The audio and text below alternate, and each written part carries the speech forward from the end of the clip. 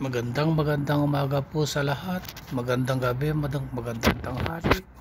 Sana po ay nasa mabuti po kayong kalagayan habang kayo po ay nanonood sa aking munting video.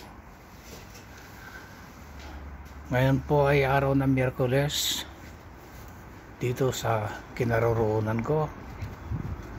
At mag-alas 9 po ng umaga. Ito ang aming paligid. Ito aking i-reveal kung saan ako nakakakuha ng konting pera dahil ako'y wala namang hanap buhay dito.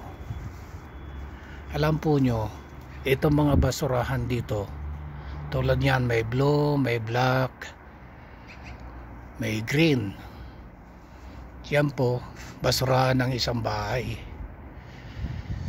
Pagka po ang green, decompose na rin ang tawag. Tapos yung mga nabubulok bang pagkain, balat ng prutas, pinagpilian ng gulay, ganyan, yan po nilalagay dyan sa green. Tapos ito naman po black. Yan po yung lagayan ng mga basura. Na talagang basura na siya, ganun. Tapos itong blue naman, yan ang lagayan ng mga recycle, kung tinatawag nilang recycle, tulad ng mga karton, empty box, basta empty bottle, kahit na anong klaseng bottle yan, lata man, plastic, pinag-inuman ng soft drinks, pinag-inuman ng gatas na karton, pinag-inuman ng yung fresh milk na galon, dyan po nilalagay sa blue. At yan naman po aking tuwing Martes ng hapon o kaya Miyerkules ng ganitong umaga ngayon, yan po ay aking binubuksan at tinitignan kung meron ako makukuha. Dahil ang mga empty bottle lang dito ang nabibili at nabebenta, ang binibili nila at aking nabebenta. Yung mga karton hindi naman ho binibili. Kaya pagka nakaipon na ako, yun, dadali namin dyan sa bottle depot, kung tawagin, yung buibili ng mga empty bottles. At sa ngayon po, ito na ang aking naipon. Yan. Lahat po ng laman yan, pero hindi ko na po bubuksan kasi nakasegregate na po yan.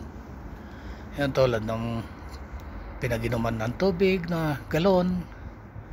Yan, mga empty bottle po lahat yan. Mga pinag-inuman ng alak na babasagin, pinag-inuman ng soft drinks na lahat dilata, pinag-inuman ng soft drinks na debote, nandyan na po lahat yan.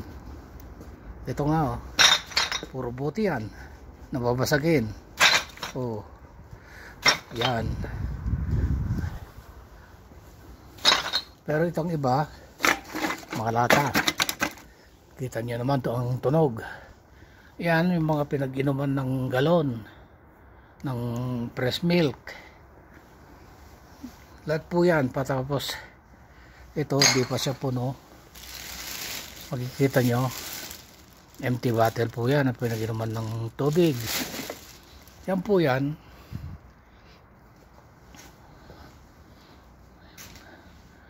Pag may time na yung aking manugang, yun, dadalhin namin sa bentahan ng mga empty bottle para ako po ay magkapera. Yan lang po talaga ang aking pinagkakaperahan dito. Dahil ang aking papel naman ay visitor, kaya bawal pa magtrabaho. At kunting tiyaga lang, kahit ganitong ginagawa ko rito, kahit papaano, meron din akong naiipong pera. Pagkakala nyo, porket nandito na ako sa Canada, ay maganda na ang buhay. Hindi po. Dahil sa totoo lang, sa Pilipinas, hindi ko ginawa ito sa tanang buhay ko ng mga lakal ng mga buti. Dahil nung araw naman ay maganda naman ang aking trabaho dyan. At kahit papaano yung trabaho ko noon ay napagtapos ko ang aking mga anak. Kaya lang dito nga iba rito, pag hindi ka naman gumalaw dito, wala kang pagkakaperahan. Kaya yan lang nakikita kong paraan para naman kahit papaano ako yung makaipon ng konting pera. At sana po ay nagustuhan nyo ang aking konting video na pinagtapat ko lang kung paano ko kumita ng pera rito. Kahit papaano konting exercise na rin yan. Pag-collecta ko, pag-iikot-ikot ko dito, basta yung mga blong garbage bucket na ganyan, yan lang ang tinitignan ko dahil yan ang lagayan ng mga empty bottles na pwedeng ibenta. At maraming pong salamat sa inyong panonood. Sana po patnubayan kayo ng ating Panginoon sa araw-araw sa inyong buhay.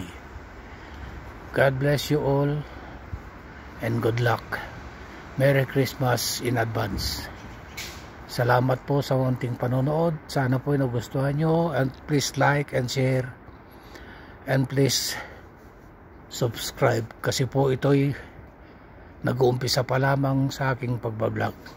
Maraming salamat po. Bye bye.